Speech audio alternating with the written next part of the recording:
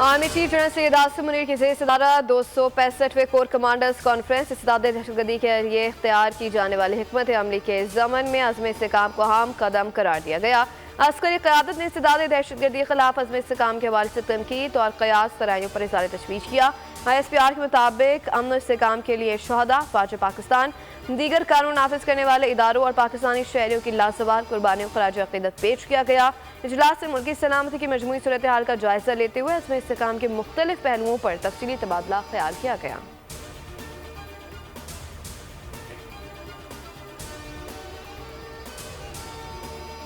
Core commander conference के शुरा ने सियासी अज़ाइम के लिए डिजिटल दहशतगर्दी को रियासती इदारों के खिलाफ साजिश करार दे दिया। कहा, बैरूनी ताकतों की सरपरस्ती में डिजिटल दहशतगर्दी का मकसद मायूसी और झूठ प्रोपेगेंडे के जरिए कौम को निफाक फैलाना है। अफवाज पाकिस्तान और पाकिस्तानी कौम साजिशों से आगाह है। अफवाज और अवाम दुश्मन के मज़मूम मकासद को शिकस्त देने के लिए पुरअज़्म और मुत्तहद है।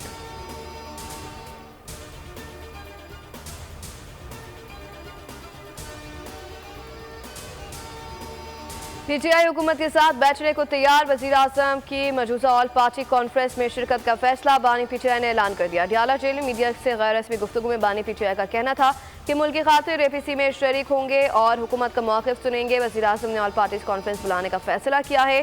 सियासी जमातों से मुशावरत के बाद APC की तारीख का ऐलान किया जाएगा।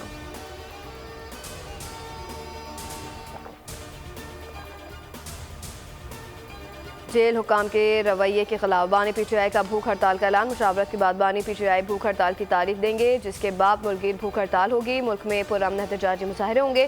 PTI रहनुमा अली मोहम्मद खान के अडियाला जेल के बाहर मीडिया से गुफ्तगू कहा कि अगर नौबत यहाँ तक आ गई तो उसकी वजह बानी PTI को इंसाफ ना मिलना है।